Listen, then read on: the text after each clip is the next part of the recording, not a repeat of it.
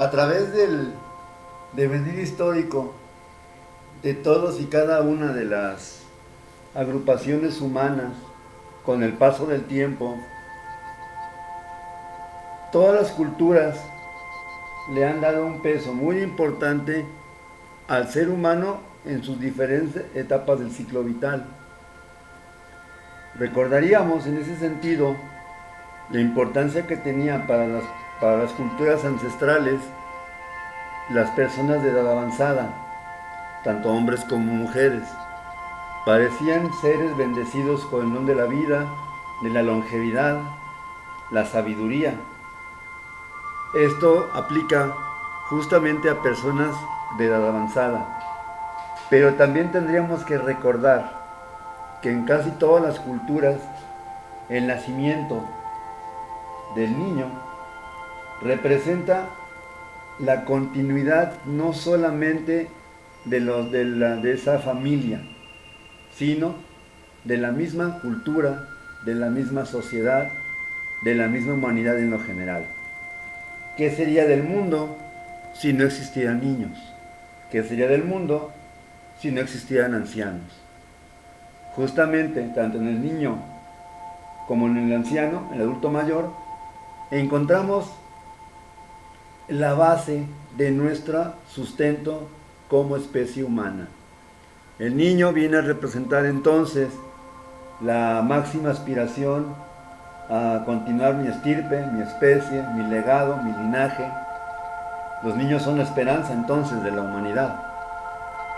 Y en el caso del adulto mayor, van a ser aquellos seres, aquellas personas que de alguna manera tienen que proseguir con esa noble tarea de instruir a las nuevas generaciones. Instruirlas justamente para perpetrar su modus vivendi, su estatus sociocultural, sus valores, sus tradiciones, su conducta y su fe. Por eso es importante entender que el estudio del ámbito del desarrollo humano es esencial para poder entendernos a nosotros mismos como seres humanos, como especie, como elementos de una sociedad. Cuando hablamos de desarrollo humano, nos vamos a referir exclusivamente a ese proceso científico sistematizado, no aleatorio, de cómo van cambiando el ser humano a través del tiempo, a través de su ciclo vital, a través de sus años de vida. Ciertamente hay cosas que cambian, pero también habrá cosas que permanecen con la edad.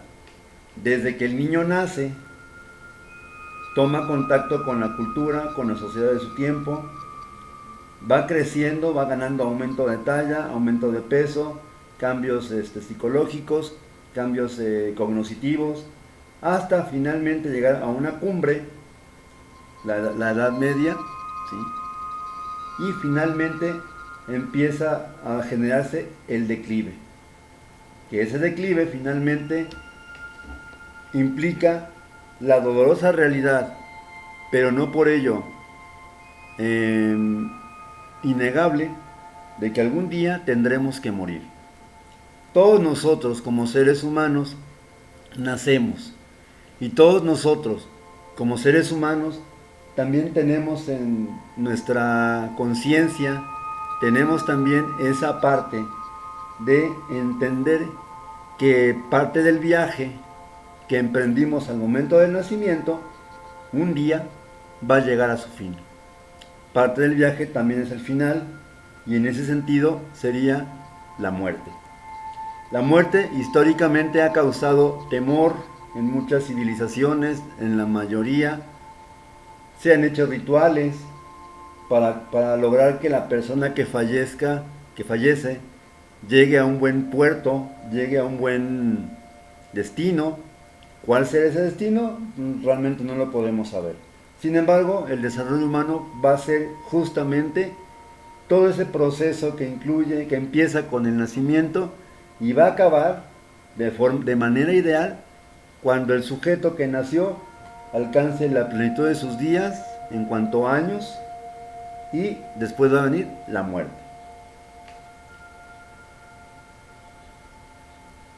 Bienvenidos entonces a esta nueva sesión de diplomado, donde vamos a contemplar justamente algunos aspectos que tienen que ver con este devenir histórico que implica el desarrollo humano.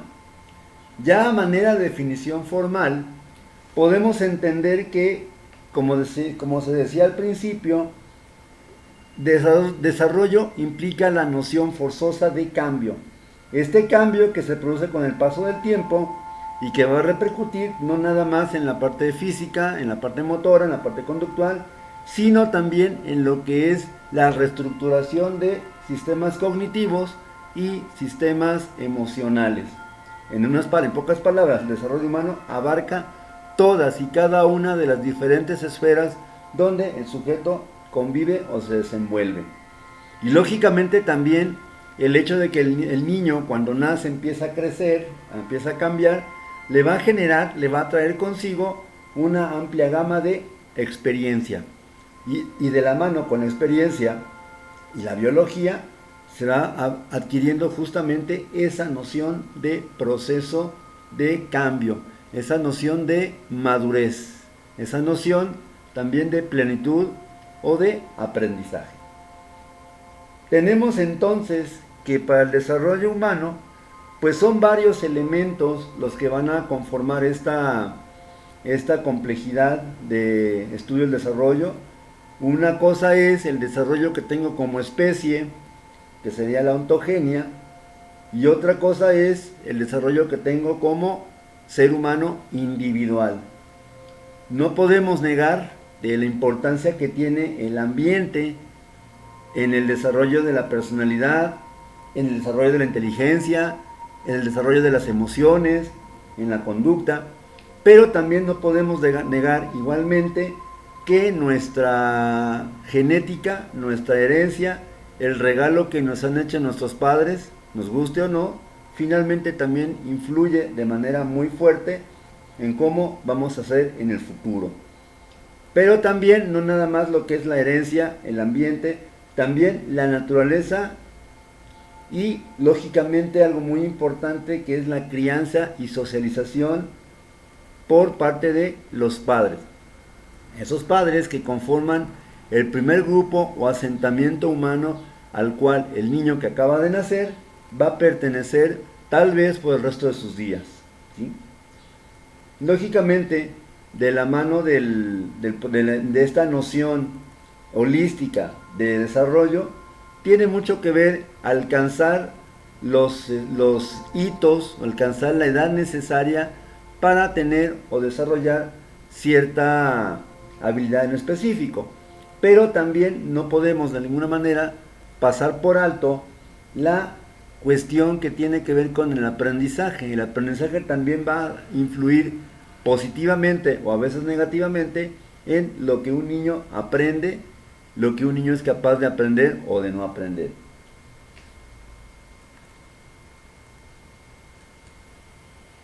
Entendemos entonces que dentro de lo que es las etapas del desarrollo humano, para mejorar su entendimiento y explicar de una forma un poco más didáctica, se recurre a la idea de etapas de desarrollo.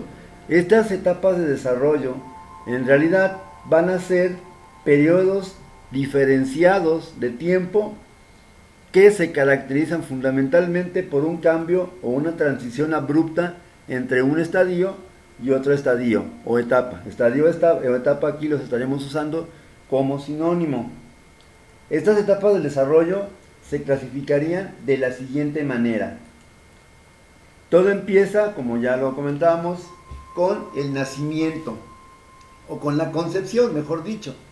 Periodo prenatal, que abarca todo lo que ocurre desde que una pareja tiene relaciones sexuales y justamente la mujer es fecundada y concibe finalmente a un nuevo ser humano. Esta etapa de periodo prenatal se caracteriza fundamentalmente por un crecimiento exageradamente acelerado en cuanto a que se pasa de ser dos células diferentes, un espermatozoide y un óvulo, a formar un ser humano que después de 9 meses va a nacer. Pues por lo tanto, el periodo prenatal empezaría con la concepción y terminaría con el nacimiento. Una vez que nace el niño, empieza automáticamente a llamársele infante. Está en la etapa de la infancia, de acuerdo a esta información con el libro de Dayan Papalia. Esta etapa de la infancia generalmente va a durar los primeros 2 años de vida, en promedio, y se caracteriza justamente por el despertar, por la toma de conciencia de quién soy, por el inicio del uso de lo que es las capacidades sensoriales, las capacidades cognitivas, donde el niño cada vez más va a descubrir qué es lo que le rodea, cómo se compone el ambiente que le rodea, qué tan interesante es, o al revés, qué tan aburrido puede llegar a ser. Esta infancia va a terminar más o menos a los 3 años, entre los 2 y 3 años, donde el niño ya tuvo que haber adquirido tal vez el hito más importante dentro de su evolución como especie, que es el advenimiento y adquisición del lenguaje.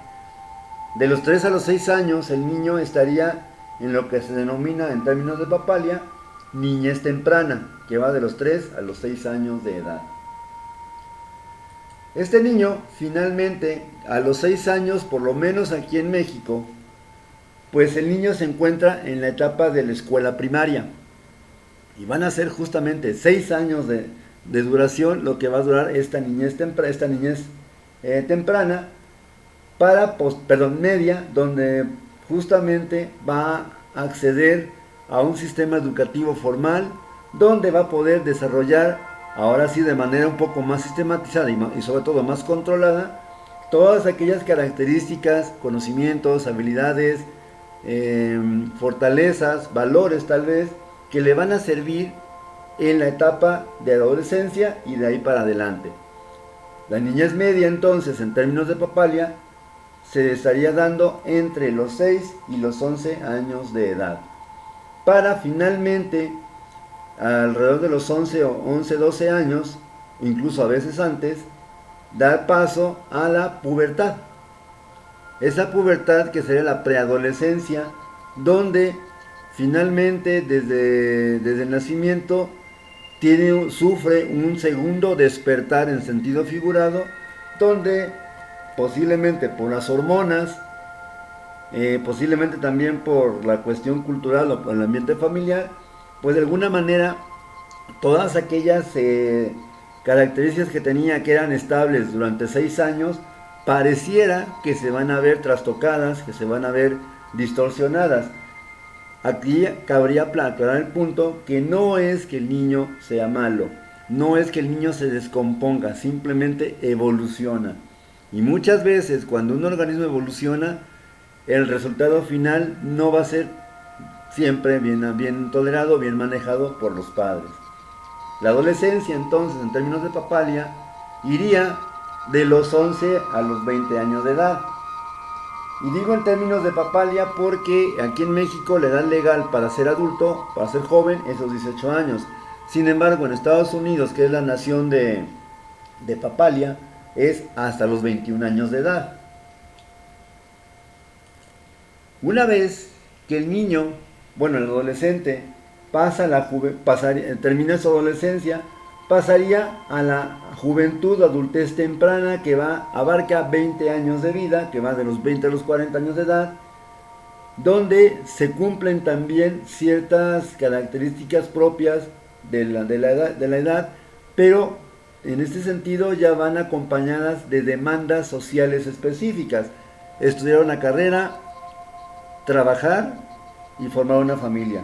Serían pues las tareas básicas que debe de cumplir una persona justamente en estos 20 años, para finalmente llegar a lo que es la madurez o adultez intermedia, que se describe justamente como el periodo comprendido de los 40 a los 65 años de edad, que son 25 años donde el sujeto va a consolidar finalmente todo aquello que adquirió durante la juventud o adultez temprana para empezar a disfrutarlo. Ya hay pareja, ya hay hijos, ya tiene un trabajo formal y estable, ya tiene propiedades, tal vez una casa o unas casas, ¿sí? Los hijos ya empiezan a crecer y justamente esto va a determinar en otro sentido, que más adelante se revisará, el llamado síndrome del nido vacío. Se arriba entonces a los 65 años, a la última etapa del ciclo vital en términos de Papalia, que es la vejez o adultez tardía. En términos generales va a abarcar de los 65 hacia adelante, aunque se ha dado en llamar que es como máximo 75, la senectud, la vejez, para después pasar a llamarse longevidad, que involucraría a personas cuyas edades están entre 75 años hacia arriba. Son personas que tienen básicamente han vivido casi el siglo completo y finalmente pues esto ya incluso les presenta o les genera ciertas características que necesitan ser estudiadas, que posteriormente se hablará de ello en otros módulos. Un punto importante a considerar dentro de lo que es el estudio del desarrollo humano, pues tiene que ver con los periodos. Por periodo se va a entender un lapso de tiempo, así de sencillo. Y los periodos de la etapa del desarrollo vital, del desarrollo de la persona, se van a clasificar de dos diferentes maneras. En primer lugar, un periodo crítico. Este periodo crítico que va a incluir todo el lapso de tiempo durante el cual se tiene que ocurrir cierto tipo de desarrollo. Es decir, este periodo crítico va a ser aquel tiempo, aquellos momentos, horas, años, donde el niño debe de adquirir algo importante que le va a servir para posteriormente seguir desarrollándose, seguir creciendo y seguir madurando. El ejemplo de la impronta es el siguiente. Se maneja que al momento del nacimiento el bebé tiene que tener esa impronta para que justamente logre alcanzar la confianza básica de la cual hablaba Erikson en su teoría. Esta confianza básica le va a permitir al niño en años posteriores lograr un sentido de pertenencia y lograr confiar pues en otras personas.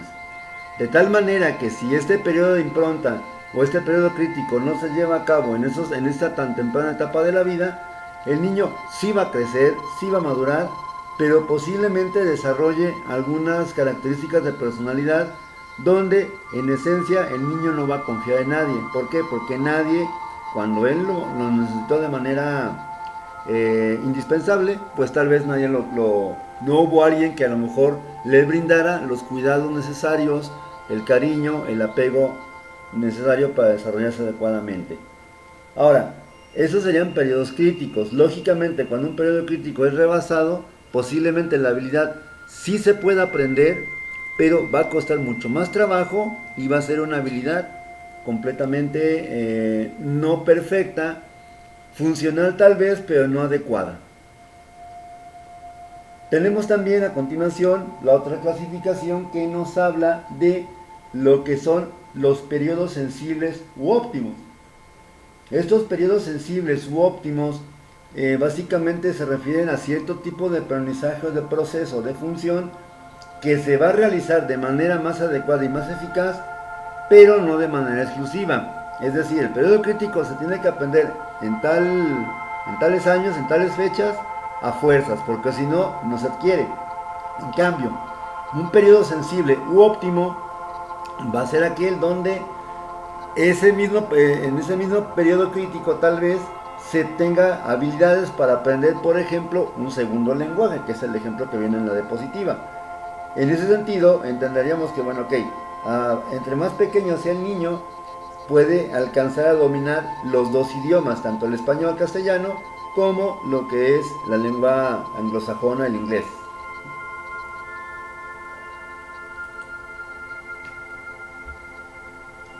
Entonces, el siguiente punto, el siguiente tema sería estudiar un poco, revisar cuáles son los tres principales ámbitos del desarrollo de una persona, siendo estos el desarrollo físico, el desarrollo cognitivo y el desarrollo psicosocial o emocional. Por desarrollo físico vamos a entender justamente en su acepción más sencilla ese crecimiento corporal, aumento de talla, peso, dimensiones, la parte del cuerpo, pero también de las estructuras internas, principalmente el cerebro, que justamente va a acompañar al aumento o incremento de las capacidades sensoriales del niño, que finalmente vemos que empieza a desarrollar conforme pasa el tiempo. También tenemos la adquisición de habilidades motoras gruesas para después conseguir el dominio de las habilidades motoras finas, y en términos generales el desarrollo físico también incluye los problemas de salud tan comunes en los niños, desde las clásicas infecciones estomacales, infecciones del aparato respiratorio estacionales, pero también problemas como por ejemplo la obesidad, lo que es su contraparte, que sería la desnutrición, la cuestión del ejercicio que haga el niño en su tiempo libre, el dominio de habilidades más complejas como la escritura, el dominar un deporte o practicar actividad física en lo general. El otro ámbito del desarrollo va a ser el aspecto cognoscitivo, anteriormente llamado intelectual. Ciertamente el concepto de inteligencia, presente todavía en nuestros días, lamentablemente tiende a hacer referencia a la capacidad de resolver única y exclusivamente problemas lógico-matemáticos, pero nadie habla más allá de esto. Nadie menciona que la inteligencia también incluye desarrollar o resolver problemas que tengan que ver con lo que es la parte emocional, tal vez, y nadie habla pues que finalmente no hay una sola inteligencia, sino varias inteligencias que en su conjunto se llaman inteligencias múltiples, creadas por el psicólogo norteamericano David Goleman, ¿sí? Dentro del desarrollo cognitivo pues se estudia también los procesos básicos superiores que tienen que ver con el aprendizaje, la atención, la memoria, pensamiento, lenguaje, razonamiento y, ¿por qué no?, la creatividad. Se supone que este ser humano que acaba de nacer tendría que tener las suficientes herramientas para poder modificar a su antojo y en función de sus necesidades la realidad que lo rodea. Y el otro ámbito del desarrollo va a ser el desarrollo psicosocial, donde el niño pues también se debe de reconocer como un ser autónomo e independiente que tiene que ver con su personalidad. También tiene que de alguna forma empezarse el descubrimiento del trabajo con las emociones, y también el lugar donde por excelencia esto ocurre o se desarrolla con más facilidad, que son las relaciones interpersonales. Estos tres ámbitos pudiéramos pensar que se estudian por separado, o que ocurren de manera aislada. En realidad la separación solamente se da por fines académicos, didácticos, pero en la realidad el ser humano se desarrolla a la par en los tres niveles. Lo que le pase a un nivel posiblemente determine el funcionamiento o mal funcionamiento de los otros dos. Entenderíamos entonces, a partir de todo esto realizado en este pequeño video, la importancia que tiene comprender y entender cómo es el niño en su contexto de nacimiento, en su contexto de origen, su cultura, su familia, y también para lograr justamente entenderlo si es que en realidad pretendemos implementar una estrategia que tienda a beneficiarlo. Por mi parte es todo. Agradezco la atención prestada a este video y pues continuamos en otro momento. Saludos y feliz fin de semana.